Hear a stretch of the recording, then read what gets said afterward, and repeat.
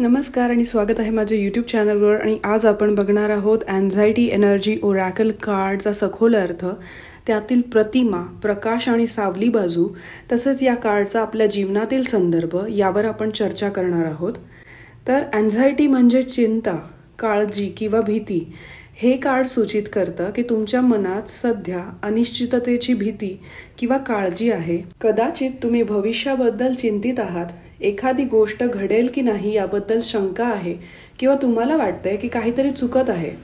तुमचा मेंदू सतत वर्स्ट केस सिनारिओ तयार करत आहे. पण हे कार्ड सांगत आहे की ही चिंता तुम्ही स्वतः तयार केलेली आहे, ही वास्तव नसावी. आता आपण बघणार आहोत या प्रतिमेचे विश्लेषण म्हणजेच इमेजरी एक्सप्लेनेशन. कार्डमध्ये एक स्त्री बसलेली आहे. तिचा चेहरा चिंतेने भरलेला आहे.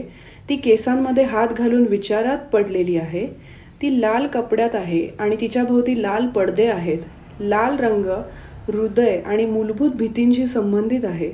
मागे एक गोथिक स्टाईल खिडकी आहे आणि तिच्या बाहेर आकाशात काळे ढग आणि वीज चमकत आहे. हे एक्सटर्नल फिअर प्रोजेक्शन दाखवते आहे.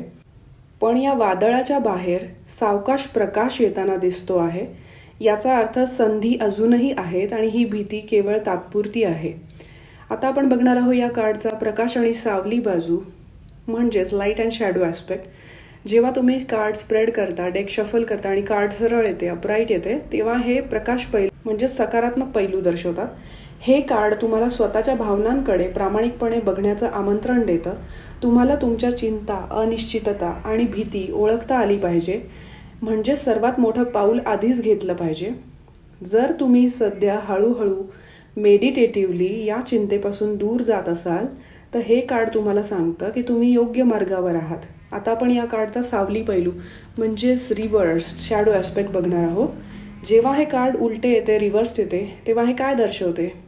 तुम्ही सध्या ओव्हर थिंकिंग आणि फिअरफुल इमॅजिनिंग, व्हॉट इफमध्ये अडकलेले असाल. तुमच्या चिंता वास्तविकतेपेक्षा कल्पनांवर आधारित आहेत.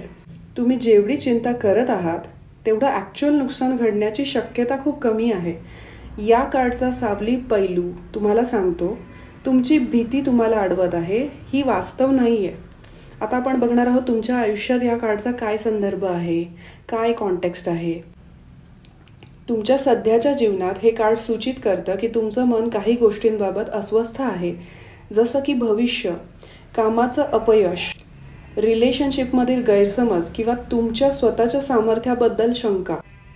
तुम्ही कदाचित एखाद्या निर्णयापूर्वी किंवा नवीन सुरुवातीपूर्वी ओव्हर थिंकिंग मोडमध्ये अडकलात.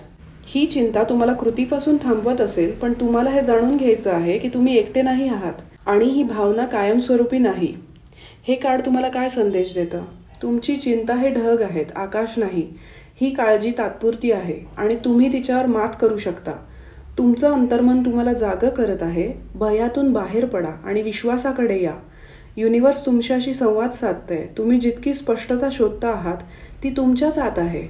तुम्ही जितकं स्वतःला शांत कराल तितकं अधिक मार्गदर्शन तुम्हाला मिळणार आहे. या डेकच्या जे ऑथर आहेत सँड्रा अँड टेलर, त्यांनी प्रत्येक कार्डसोबत एक अफर्मेशन दिलेलं आहे आणि त्या अफर्मेशनचा जितका तुम्ही उपयोग करून घ्याल तितकं तुमच्या आयुष्यात बदल घडून येईल. तर काय करायचं आहे की हे अफर्मेशन तुम्ही तुमच्या जर्नलमध्ये लिहून घ्या आणि आरशासमोर उभं राहायचं, स्वतःच्या डोळ्यात बघायचं आणि मोठ्याने अफर्मेशन म्हणायचं आहे. I let go of fear and worry, I assume the best and live in peace, all is well. आता मराठीत सांगणार आहे. मी भीती आणि चिंता सोडून देत आहे. मी नेहमी चांगल्याची अपेक्षा करत आहे. शांततेत जगत आहे. सर्व काही ठीक आहे. तर हे कार्ड तुम्हाला कसे वाटले? तुमचे विचार कमेंट बॉक्समध्ये नक्की शेअर करा. आणि हे विश्लेषण जर तुम्हाला आवडले असेल तर लाईक, शेअर, सबस्क्राईब करायला विसरू नका. बेल आयकॉन दाबायला विसरू नका. भेटूया पुढच्या व्हिडिओमध्ये. धन्यवाद.